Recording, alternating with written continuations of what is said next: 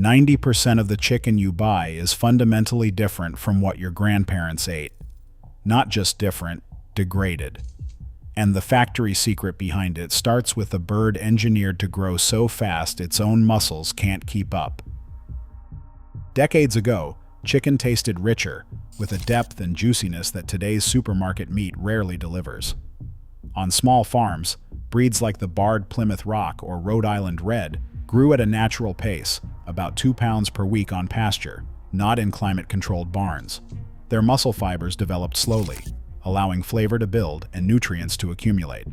The result was a bird with higher omega-3 fatty acids, more vitamin E, and a complex, satisfying bite. Incidence of muscle disorders in these flocks stayed below 2%, making tough, rubbery fillets almost unheard of. Ask a chef who has cooked both, and the difference is unmistakable. Heritage birds yield a chicken stock that is golden and aromatic, with a texture that is tender yet substantial. The meat resists shredding, holding its shape in the pan.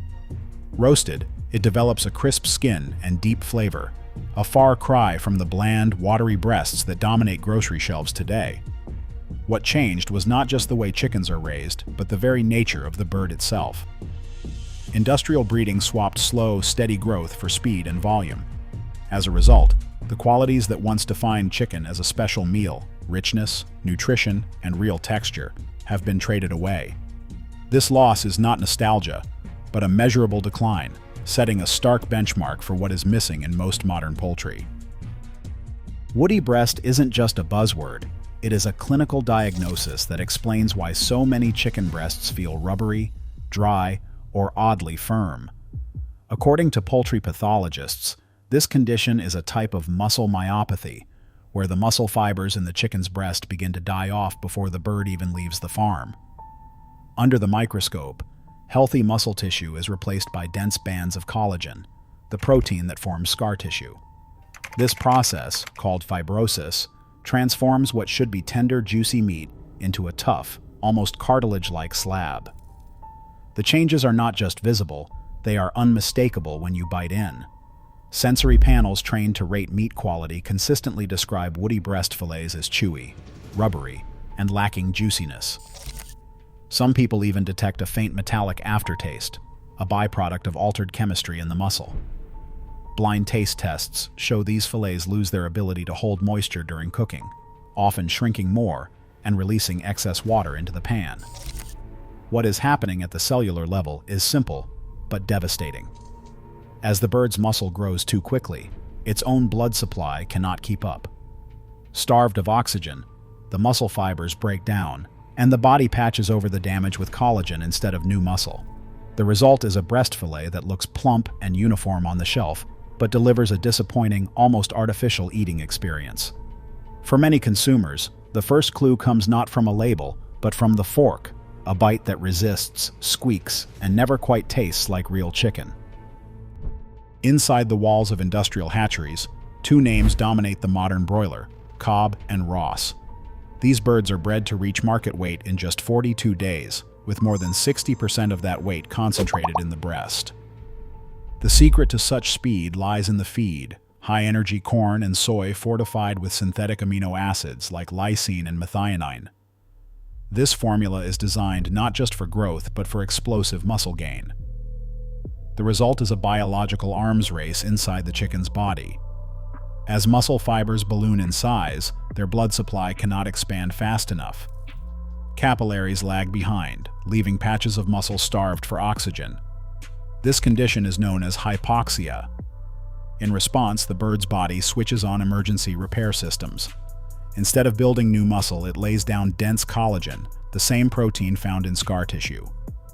This process, called fibrosis, hardens the breast meat and strips it of tenderness and moisture. At the cellular level, the relentless pace of protein synthesis is driven by mTOR, a growth pathway activated by the synthetic amino acids in the feed. But with every surge in muscle size, the risk of fiber death and scarring rises. The very formula that maximizes yield guarantees that a significant share of birds will develop woody breast, a defect that cannot be seen from the outside, but is impossible to ignore at the table. Behind the scenes, Processing plants use a series of shortcuts to disguise the flaws in mass-produced chicken. Phosphate brines are injected into breast fillets to boost water retention, making meat appear juicier and heavier than it really is. These brines can raise the water content by up to 15%, masking the dry, rubbery texture that comes from underlying muscle damage. Mechanical tenderizers, rows of blades and needles, are used to break up tough collagen fibers, giving the illusion of tenderness even when the underlying muscle is scarred. Internal documents, including a leaked WB mitigation budget memo, reveal that major producers set an internal threshold. Up to 5% woody breast is deemed acceptable for retail, so long as it passes visual inspection. The rest is trimmed out or diverted to processed foods. Labeling loopholes let companies market these products as all natural or fresh, even when they have been brined or mechanically altered. For shoppers, a few simple tests can reveal what is hidden. Look for white bands running parallel to the muscle. These streaks signal fibrosis beneath the surface. Press gently on the fillet. A rubbery or gritty feel is a red flag. Excessive sheen or pooled liquid in the package may point to phosphate brining. The industry banks on speed and cosmetic fixes, but the clues are there for anyone who knows where to look. Today, the chicken in our stores reflects corporate priorities, not nutritional ones. Every purchase shapes what lands on our plates next. The real secret is how much power shoppers still hold.